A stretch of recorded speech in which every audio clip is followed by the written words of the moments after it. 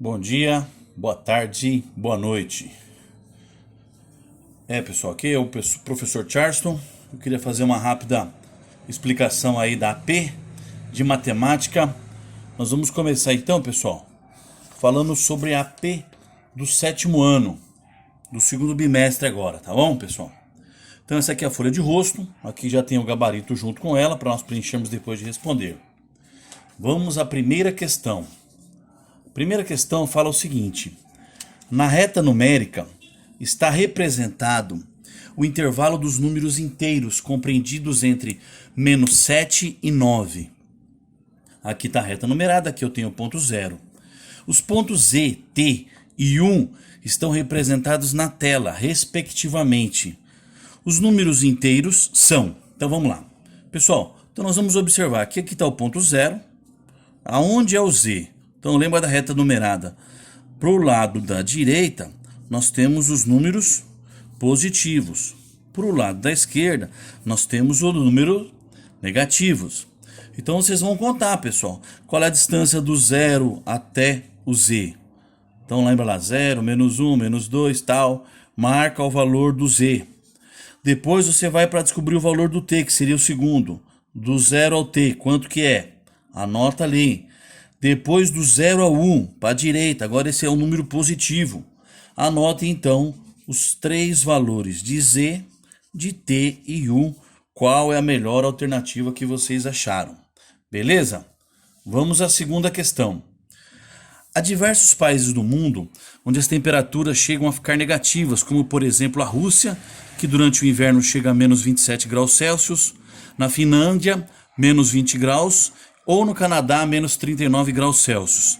Em contraste com São Paulo, que poucas vezes a temperatura fica abaixo de 10 graus Celsius. Se esses valores forem colocados em ordem crescente, tem C. Então, vamos observar aqui, pessoal. Crescente, do menor para o maior. Se nós pegarmos todas as temperaturas, nós temos lá o menos 27, nós temos lá o menos 20, nós vamos ter o menos 39 e nós vamos ter o mais 10, que é a temperatura de São Paulo. Dessas aí, pessoal, qual que é a menor? Qual é a maior? Então lembrem-se, crescente, ele vai do menor até o maior. Anotem ali qual alternativa que vocês acham que está correta, beleza? Vamos à questão 3. Para desenvolver a habilidade da soma de números inteiros, uma professora elaborou diversos envelopes que os estudantes escolhiam ao acaso e deviam dar o resultado da operação.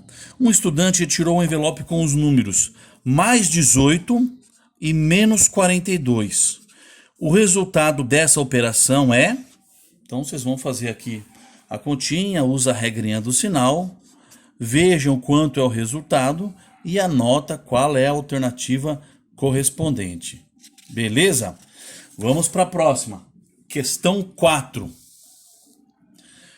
Em um jogo, o estudante deve retirar ao acaso duas fichas contendo números inteiros a realizar a multiplicação entre eles. Carlos retirou as fichas com os números menos 3 e menos 5. Ao realizar a operação, obtém C. Então, o que nós vamos fazer, pessoal? Observem bem. Multiplicação.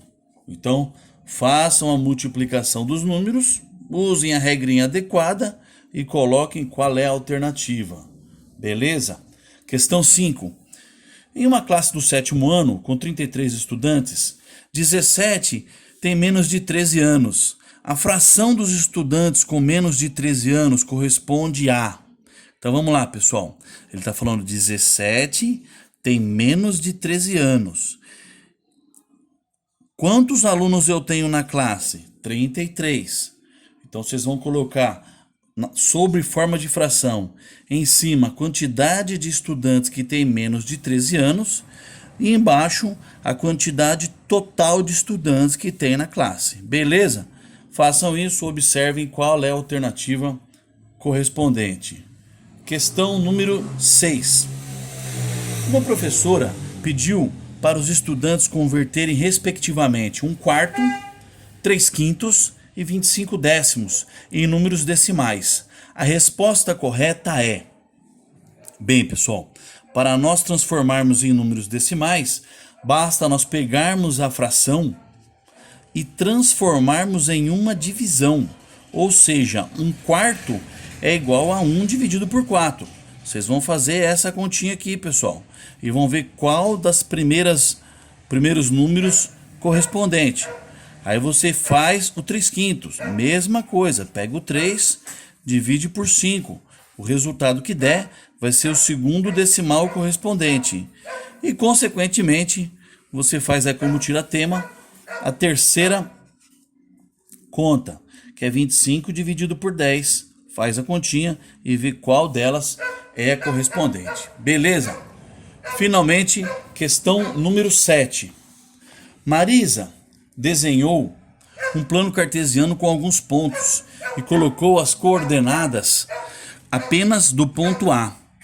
As coordenadas dos pontos B, C e D que faltam são... Então, olha lá, pessoal. Ele só anotou a coordenada do ponto A. Aqui a Xerox não está muito bom, mas aqui está falando que o ponto A tem as coordenadas 1 e 1. Lembrem sempre que coordenadas é assim. O primeiro valor é o do X e o segundo valor é o do Y. Baseado nessa questão aqui, vocês vão fazer o seguinte. Qual é a coordenada do B? Anota ali. Qual é o X do B? Qual é o Y do B? Então, marca lá o ponto B, quanto que deu. Mesma coisa, faz com o ponto C. Primeiro pega o valor do X, depois pega o valor do Y. Marca qual é a coordenada do C. E, consequentemente, faça com D. Anotem qual é a alternativa correspondente. Beleza? Vamos à questão número 8. O gráfico que possui as coordenadas 2 e 1, 3 e 0, menos 3 e 2 e menos 1 e menos 2 correspondentes são, ou melhor, corretamente indicadas é. Então vamos lá, pessoal. Para você observar então, primeiro A, 2 e 1. Lembrem-se aqui, ó, no caso aqui, ó, lembra que o primeiro é o valor do X? Olha aqui, o A, o X dele vale 1. O Y dele vale 2. Então esse aqui já não é. Então para você poder responder corretamente, sempre observe. Primeiro valor é o do X, segundo valor é o do Y. Feito isso, anotem por favor aí qual é a correspondente, marque a alternativa e depois passe para o gabarito. Ok? Vamos à questão número 9. Carlos está aprendendo as transformações geométricas de polígonos no plano cartesiano. Ele construiu a figura ABCDE, FGHI e depois fez algumas transformações. Observando o plano cartesiano, então, ó, o ABCDE que ele fez foi esse aqui, ó, tá? Que está nesse quadrante aqui. Observando o plano cartesiano em relação à figura ABCDE, FGHI, conclui que sua simétrica em relação ao 0, 0. Pessoal, simétrico significa que tem a mesma distância. Só que ele está se referindo em relação ao 0, 0. 0, 0 é a origem. Então, por exemplo, no caso a figura 3, ele é o simétrico em relação à figura que o Carlos construiu? Olha, se você observar, ele não está simétrico em relação ao 0, 0. Ele está simétrico a esse eixo aqui, certo? Qual das figuras vai ser simétrico em relação ao ponto 0, 0? Observem e anotem qual que vocês acham.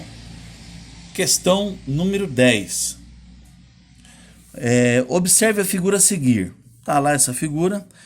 A sua imagem refletida em relação ao eixo das abscissas. Pessoal, vamos lembrar. Eixo das abscissas é o eixo X. Então, no caso, seria o quê? O reflexo dela em relação ao eixo X. Qual que vocês acham? É o A? O B? O C ou o D?